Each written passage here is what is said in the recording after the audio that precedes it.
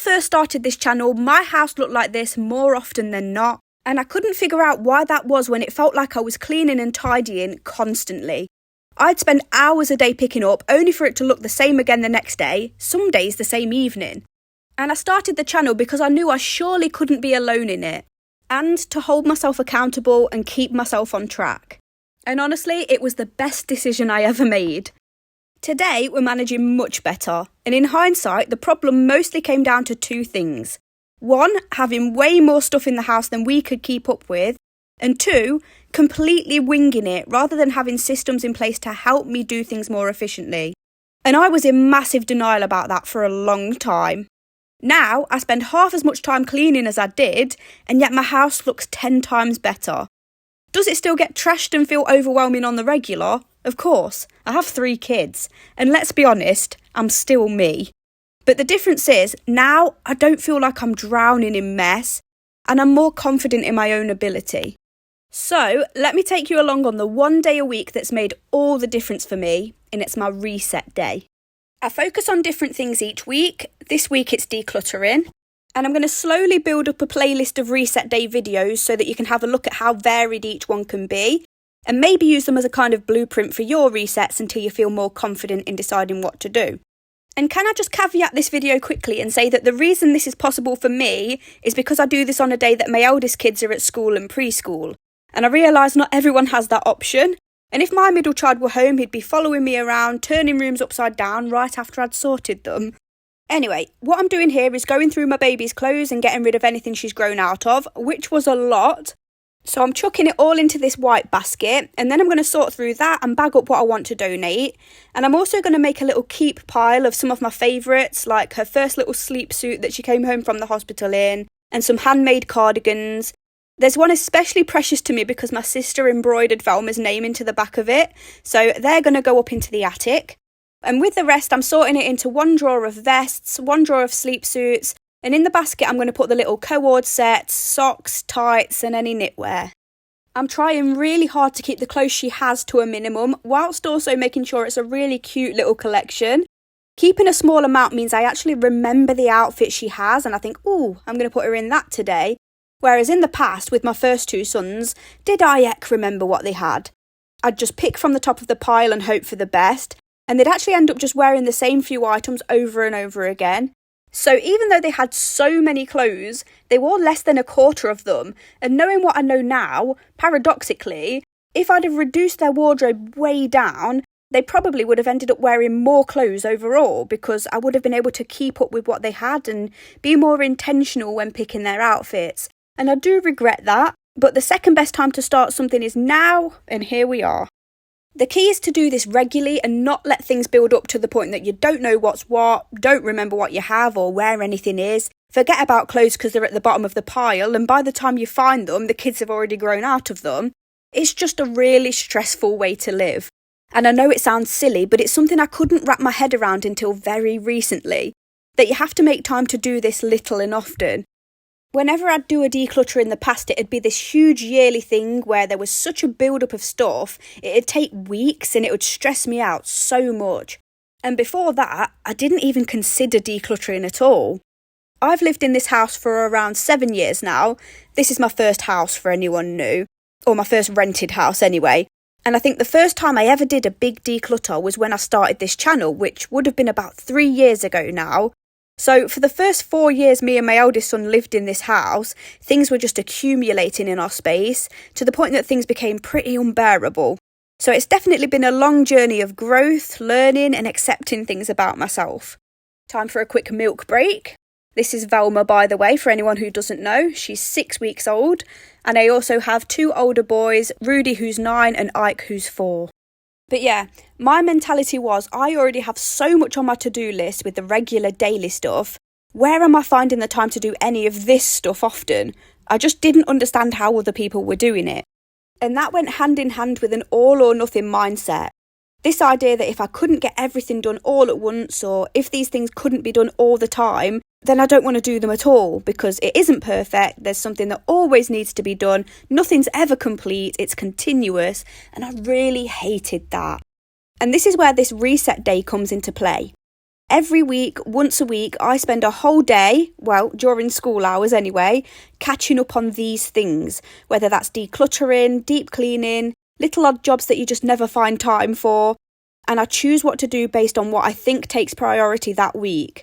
Which means I don't do a little declutter every week. That is still so unrealistic for me, and for most of us, but I do it more often than I did before, and it's totally changed how the house functions. Last week's reset was all about deep cleaning and accepting that you can't always get a huge amount done, but something's always better than nothing. Like I said, I'm going to put all of these resets into a playlist because I really think they can be of help, not only for motivation, but for giving you a little mood boost as well. So next I'm going through my middle son's clothes, and one of these drawers is actually mine, so I decluttered that too. Strange, I know, but we have limited space in this house, so we have to make it work in whatever ways we can. I've mentioned this many times before, but for people who are new, we are planning to move to a bigger house soon. But while the youngest is a baby and doesn't really need her own room, we're just going to save up for as long as possible. Some people were questioning why we didn't wait to move into a bigger space and then have another baby. But my children already have really big age gaps. Well, they're big to me. There's 5 years between Rudy and Ike, and then 4 years between Ike and Velma. That's not through choice either, but through me being so poorly when I'm pregnant and having C-sections. And if we waited any longer, the age gap would have been so large that they probably wouldn't really interact or play with each other, and that would have made me really sad. You have children hoping that they can be friends for life, and I know it doesn't always work out that way regardless, but the way I see it is we have lots of time to move into a bigger space, but only so much time to have a family. And obviously, if we were in any doubt we wouldn't be able to afford a bigger house down the line, then we wouldn't have tried for a third baby. Anyway, cleaning this chest of drawers with a face wipe from the bathroom, because if I went downstairs I would have lost momentum. Sometimes you've got to do what you've got to do to keep yourself on track. And then I just restocked the baby shelves, and that's one room done. I got 2 bags of things to donate, and everything looks lovely and calming. Anyway, time to move on to the next room, and my goal was to do a little bit of something in every room of the house today, but as always I wanted to be realistic, especially having a newborn. So if all I could manage was what I did in that first room, that was still a huge achievement and was going to make the week ahead so much easier. That's another thing with weekly resets, they can set you up for a great week ahead. So here I gave the shower trays a little sort out. Do they look aesthetically pleasing like some houses on social media? No, but they're clearer and we can see what we've got better now. I decided a good way to help myself feel less frazzled was to take our foldable laundry basket around with me and just fill it with empty containers, rubbish, things that needed to be moved into other rooms, things I decided to declutter, because I really am trying to be ruthless and not hold on to things just for the sake of holding on to them. So there were a few body and face washes that we just don't use that have been sitting in this bathroom, probably expired by now, and I've just held on to them because I didn't want to be wasteful or because I thought I don't want to use this now, but I might at a later date. And I am throwing away that mindset this year. There's no reason to hold on to things out of guilt or for just in case, when these things cause clutter and cause you to be stressed in the now. I also cleared one of the trays on the back of the door, and it turned out that I could get rid of every single thing in there because it was either rubbish or something expired. So I cleared the bath of all the boys' potion tubs and put them in there. Dare I throw away the potion tubs? Absolutely not. That is one of Ike's favourite games, making coloured potions at bath time. Then I noticed the tiles were looking a bit grubby, so I gave the bath and the sink a good bleach, making sure not to get too zoned in and deviate from the task at hand, which was decluttering. These things can be sorted properly on the daily cleans or the next reset. It's important to stick to the plan, especially if you're like me and you're easily distractible. And something I wanted to talk about while I clean this room is the fact that we have a lot of things visible and out on sides. And that's because if we don't, we will forget we have these things and we'll forget important daily habits because of that. Some families need visual cues and visual reminders, and they rely on things being out on surfaces and not hidden away in cupboards. We're one of those families. So it's about striking that balance between cluttered and stressful to look at and just neat enough to help us function. It's funny because my mum will come over and clean sometimes when we're away or at work, and she's the total opposite of me, and she'll put as much as she can into the cupboards just to make everything look neat, to the point that we'll come back very grateful for a nice clean, but totally thrown off because we need things to be as in your face as possible. Toothbrushes, for example, and things like phone chargers. Phone chargers because we'll forget where they are, and toothbrushes because we'll forget to brush our teeth. Sounds impossible, I know, when we practice this habit from such a young age, but all brains are different and habits don't stick so well in everybody. We came home one day and everything was in the cupboards and both of us were like, this looks lovely, but it absolutely would not work in this house. I know this is a really silly tool to use, but I was trying to be time efficient, so I gave the area around the toilet a good clean as well. Here's a pile of everything I've managed to rid the house of so far today. Charlie had the day off today and his job was mainly just to snuggle Velma and reach high up things. We got a new shower curtain and we got a new bath mat. It was just time, they were looking so grubby. I know I was speaking not long ago about not throwing things away when they're perfectly usable just because they're a bit old, but the shower curtain at this point was actually hurting my feelings. It was revolting no matter how much I cleaned it. And we actually got the new shower mat because Ike's learning about letters and we've had it about a week now and he'll run in to check a letter when he's trying to spell things. It's so cute. Anyway, that's another room decluttered and the boost I feel from that. And this, I still can't believe I've had another baby. I never thought I'd be this lucky. Peep the clear stairs, had to put that in. It's one of my biggest achievements this year, and having a baby, of course. But if you've followed for a long time, you'll know that our stairs were always cluttered. We tried a stair basket at one point, and that just made it worse. So I'm proud of us for getting to this stage. It's the little things. Time for another feed. And while I was doing that, Charlie was decluttering one of the kitchen cupboards because it had gotten out of hand. The before and after doesn't really look that different, but I promise you it was. Things were falling out onto us every time we opened the door before. The amount of times we've tried to restructure and reorganise this cupboard to make it more functional, and we still haven't quite figured it out yet, but I'm sure we will. It looks slightly better and that'll have to do. Then I had a little lunch break while watching The Traitors. I am obsessed with The Traitors at the minute. I've been watching every single series. Someone was not impressed though because I was eating and not feeding her. Then we had some stuff that needed to go in the attic and it had been really stressing me out. There was the pushchair attachment to the pram, some old Christmas lights, and now the bag of Velma's keepsake clothes. And when you're in a small house that already doesn't have much storage, these things really can cause so much visual clutter, because you can't just stash them away somewhere. And I'm so sure I need Charlie to reach the attic, even with the ladders. Not fun when you want to feel like an independent woman, when you're waiting for someone to get around to doing something that would have taken you 2 seconds. We really need one of those drop-down ladders built in. That would be a game changer for me. Anyway, onto the living room, and as I've said a million times, any surface in this house will become a magnet for clutter if we allow it. And here's an example of that. I was going to go through each toy box and declutter and organise that, but I took one look and immediately decided that was a job for another day. I only have so much time and I wanted to do at least a little in the downstairs toilet and the kitchen before school pick-up time. In my last reset video, I explained I use the 6 hours the kids are at school to get as much done as I can, but after that I draw the line because it's family time and it's precious. I don't want to be in the middle of a task, zoned in and barely looking up when my kids get home. I want to feel accomplished and refreshed from that accomplishment and ready to take on the next chapter of the day with them. Just cleaning the windows here because I spotted how dirty they were looking. I do try to stick to the plan, but if I see something that needs doing and I have the capability to sort it in that moment, I will. I can't be too rigid or say, hey, this is just a decluttering day. We can't under any circumstances do any cleaning, because that's just silly. And in a way, that's perpetuating the all or nothing mindset, just in a different way. One thing I've learned about myself is when I don't achieve what I wanted to achieve in a day, or if the house is chaotic, I'm a different version of myself, and not in a good way. I always thought having a lot to do made me stressed and overwhelmed, but it turns out it's the not doing the thing but still having it take up all the space in my brain that stresses me. Because you're avoiding and prolonging what needs to be done, but you know it's not going to go away until you do it. Maturing for me was realising keeping busy, whether that's physically or mentally, and being productive actually invigorates me. It doesn't drain me. Finding balance is what it's all about. Resting after ticking off a to-do list is my favourite thing to do at the minute. It's my key motivator to get things done because I feel like I've earned it. Not that you should ever have to earn rest at all, but when you're a person that struggles with executive functioning and initiating tasks, you have to find the joy in getting things done. You have to kind of Pavlov yourself to the point that you enjoy the journey, cleaning, as much as the end result, rest. And to delay that gratification.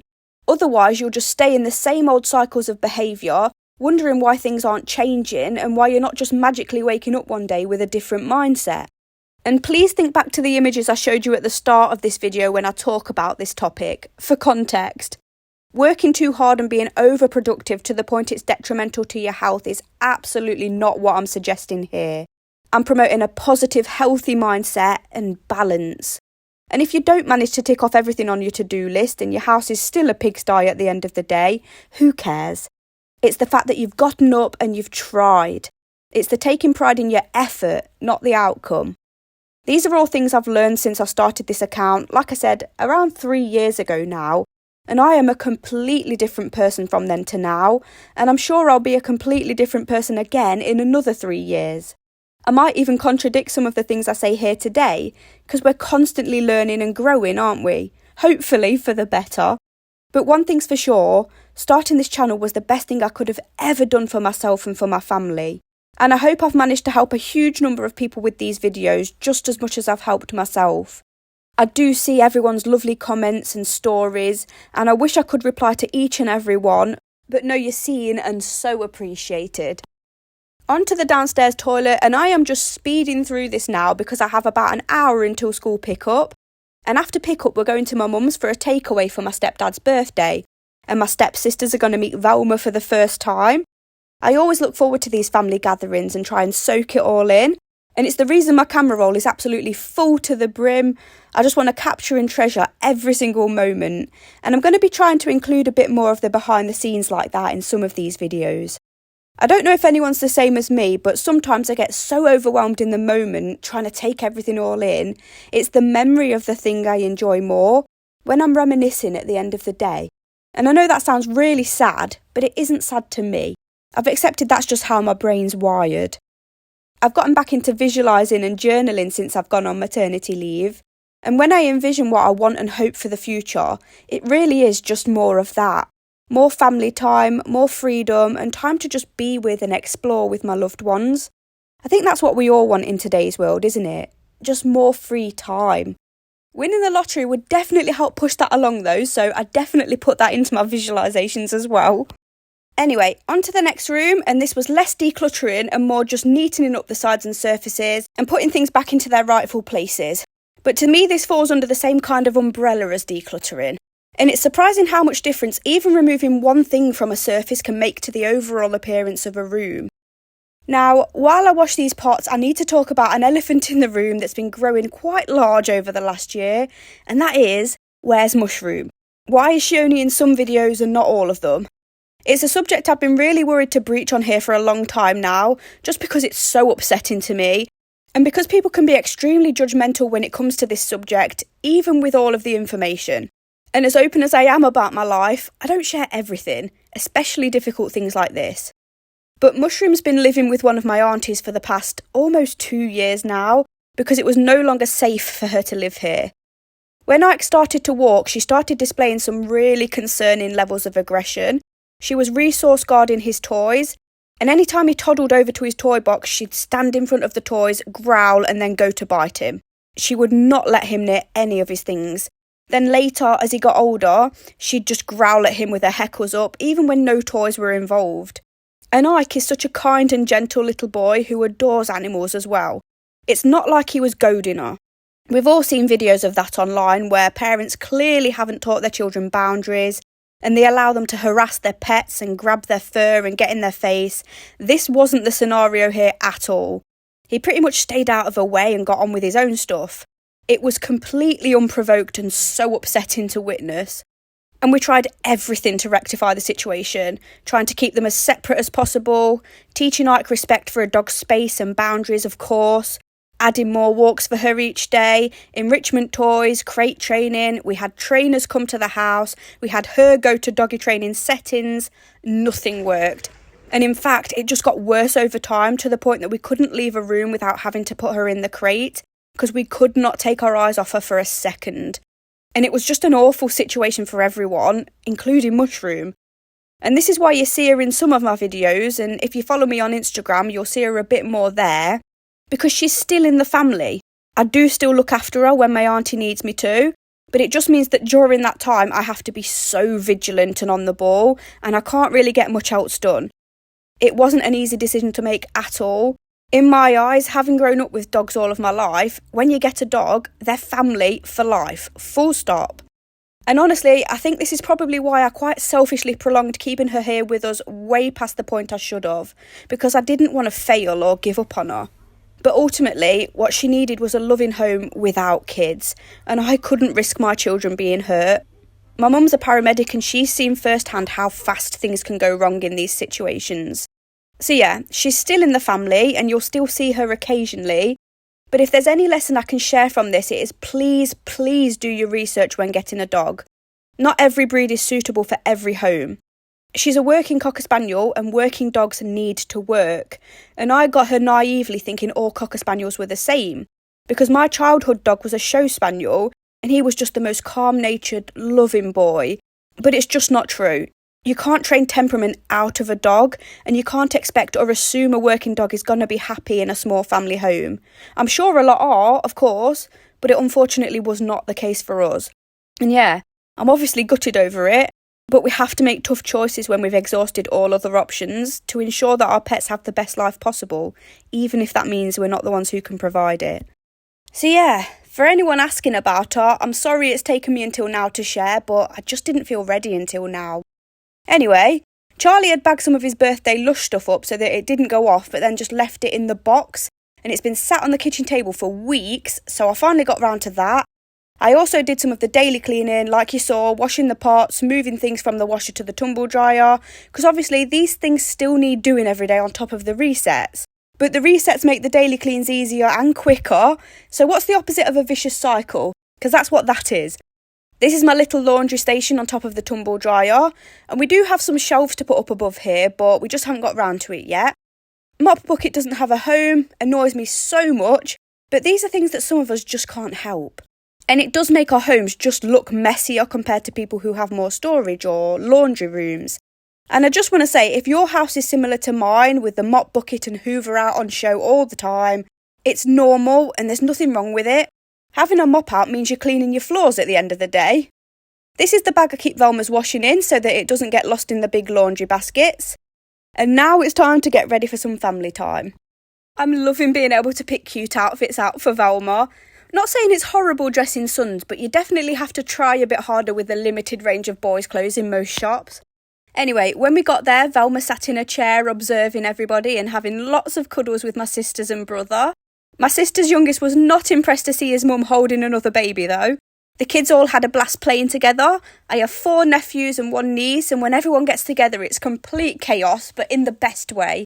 This is my mum's gargoyle cat Luna. I had a paneer masala, sang happy birthday to my stepdad, and it was just the best evening ever. If it was like twice a week or 3 times a week. Pizza! Anyone pizza? Charlie? Oh, they're small.